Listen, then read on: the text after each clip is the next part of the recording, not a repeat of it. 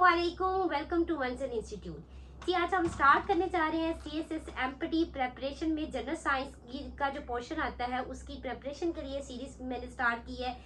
तो इसमें हम क्या करेंगे कि 2016 से जो ऑनवर्ड पेपर हो चुके हैं सीएसएस जनरल साइंस के मेन एग्जाम के, तो वो एमसीक्यूज इंशाल्लाह हम करेंगे और उन्हीं एमसीक्यूज के थ्रू हम बहुत से उन्हीं टॉपिक से रेलिवेंट मजीद जो है एमसीक्यूज भी देखेंगे। ये सीरीज ना सिर्फ आपकी एमपीटी प्रेपरेशन के लिए फ्रूटफुल साबित होगी बल्कि इंशाल्लाह ये आपके मेन एग्जाम के लिए भी क्या है फ्रूटफुल साबित होगी। तो हम स्टार्ट करते हैं। सबसे पहले हमारे पास एमसीक्यूज है जनरल साइंस का। हमारे पास पास पेपर 2016 का पहला क्वेश्चन है। हमारे पास क्वेश्चन नंबर 1 है, which of the following does not vary predictably with the depth of the aquatic environment। तो इनमें से दर्जा झेल में से कौन सा जो है वो क्या कहते हैं चेंज नहीं होता। प्रिडिक्टेबली का मतलब क्या होता है, जिसकी हम क्या जितना मुमकिन हद तक ठीक है उसकी हम पेशीन गोई कर सकते हैं।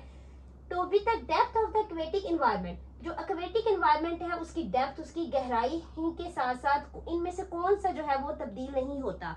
तो इनमें से कौन सा तब्दील नहीं होता, सैलिनिटी इनमें जो है वो डेप्थ के साथ चेंज नहीं होती। तो अब इसमें जो सैलिनिटी क्या होता है, सबसे पहले हमें ये पता होना चाहिए व्हाट इज सैलिनिटी। ठीक है, तो सैलिनिटी क्या है हमारे पास, सैलिनिटी क्या होता है कि सैलिनिटी ये होता है the amount of salt dissolve in water. तो पानी में जो सॉल्ट की जो मिकदार डिजोल्व होती है उसको हम क्या कहते हैं, सैलिनिटी कहते हैं। तो अब ये जो सैलिनिटी होती है ये डेप्थ पे डिपेंड नहीं करती। ये जो एक्वेटिक एनवायरनमेंट है जैसे ओशंस है उनकी डेप्थ पे गहराई पे ये डिपेंड नहीं करती। तो ये किस चीज पे डिपेंड करती है, ये लोकेशन पे डिपेंड करती है। इट डिपेंड्स ऑन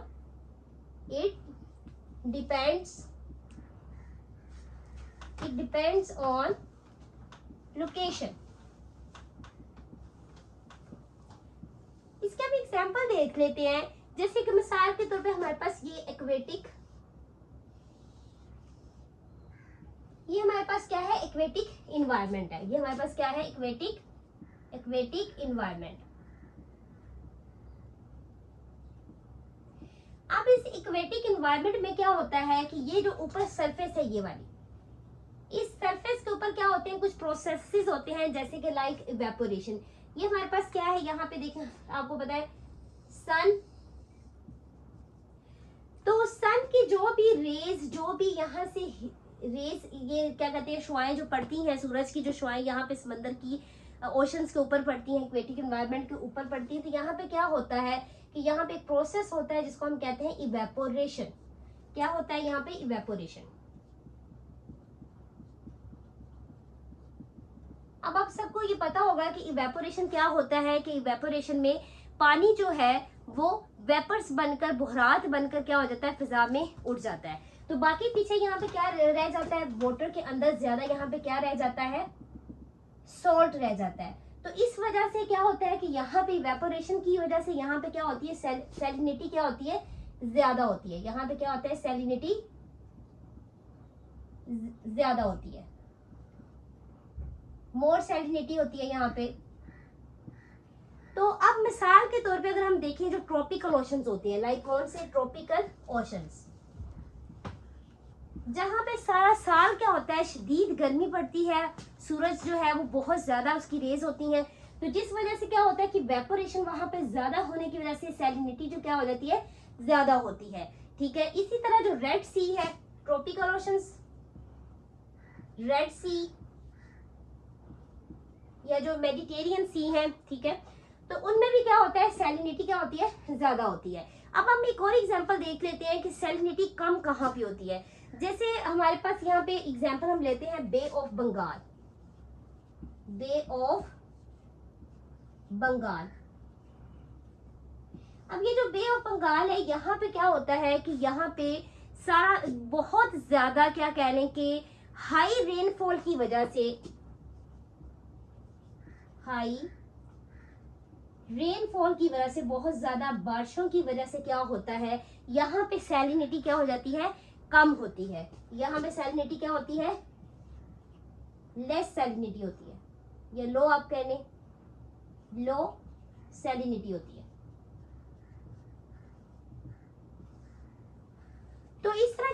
सैलिनिटी होती है ये क्या होता है, ये डेप्थ पे डिपेंड नहीं करती, ठीक है, ये लोकेशन पे डिपेंड करती है। तो अब हम बाकी जो है उनको भी देख लेते हैं, टेम्परेचर और सनलाइट। जैसे अब ये देखें ये सन है, तो यहाँ पे सूरज की सरफेस के ऊपर देखें जो वाटर होगा वहां पे क्या है, डायरेक्ट सनलाइट आ रही है, तो वहां पे क्या होगा, सनलाइट भी सही आ रही है, दूसरा सनलाइट की वजह से टेम्परेचर भी क्या होगा, इंक्रीज होगा। अब ये हम देख लेते हैं कि जैसे यहाँ पे ये जीरो, ये हमारे पास क्या है, जीरो से कितना है कि 200 मीटर की क्या है, डेप्थ है। तो अब 0 से 200 मीटर की जो डेप्थ होती है, यहाँ पे सनलाइट क्या होती है, डायरेक्ट सनलाइट पहुंच रही होती है। यहाँ पे क्या होता है, डायरेक्ट सनलाइट, सूरज की रोशनी जो है वो पहुंच रही है। तो अब इससे क्या होता है कि इसीलिए जो मैरीन लाइफ होती है, 90% मैरीन लाइफ यहाँ पे होती है। 90% क्या होती है, मैरीन लाइफ 90% क्या होती है, मैरीन लाइफ यहाँ पे होती है। अब जो 50 मीटर की डेप्थ से लेके 200 मीटर की जो डेप्थ होती है, यहाँ पे टेम्परेचर क्या होता है, टेम्परेचर यहाँ पे चेंज होता है, और इस लेयर को हम यहाँ पे फिर क्या कह देते हैं, इसको हम कह देते हैं थर्मोक्लाइन। थर्मो मीन टेम्परेचर और क्लाइन मीन शार्प चेंज। तो अब ये जो थर्मोक्लाइन लेयर है ये क्या होती है, ये आपने याद रखना है कि थर्मोक्लाइन जो है एक्वेटिक एनवायरनमेंट के अंदर, थर्मोक्लाइन ऐसी लेयर होती है, ठीक है, समझ एक तरह की ये बाउंड्री है, ठीक है, ये जोन नहीं है एक्वेटिक एनवायरनमेंट का, ये एक बाउंड्री है जो कि क्या करती है, जो कि वार्म और जो कोल्ड वाटर होगा, ठीक है, उसको क्या करती है, ये सेपरेट करती है। ये सेपरेट करती है किसको, कोल्ड, और ये सेपरेट करती है किसको, वार्म एंड कोल्ड लेयर को, ठीक है। तो अब इसलिए थर्मोक्लाइन आपने याद रखना है। उसके बाद 200 से आगे जो 1000 है वहां पे जो है क्या कहते हैं, लाइट नहीं पहुंचती, तो इसलिए वहां पे क्या होता है, बिल्कुल आगे लाइट नहीं पहुंचती तो अंधेरा हो जाता है बिल्कुल, और आहिस्ता आहिस्ता मतलब बिल्कुल वहां पे क्या है, अंधेरा है। अब 200 से आगे जो लाइट वहां पे नहीं पहुंच रही है, अगर 1000 तक अगर हम बात करें, 200 से आगे क्या है यहाँ पे करने की, हमारे पास क्या है 1000 मीटर।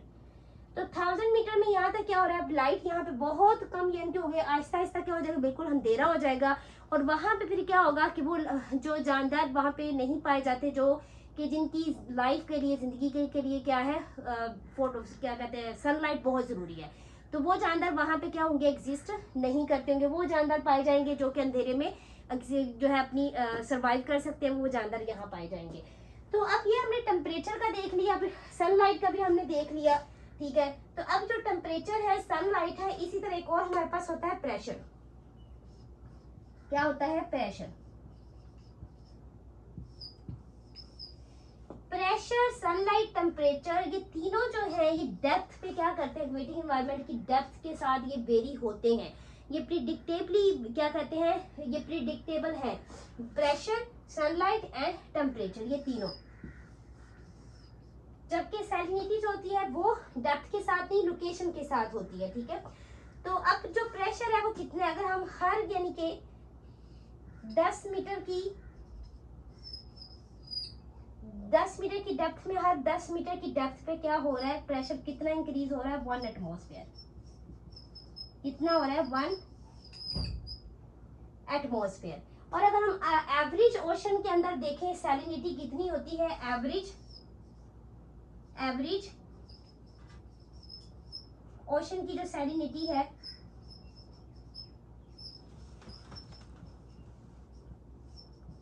वो 35 पीपीटी होती है। अब ये पीपीटी क्या होता है, ये पार्ट्स पर 1000 इसको कहते हैं। पीपीटी क्या है, पार्ट्स पर 1000।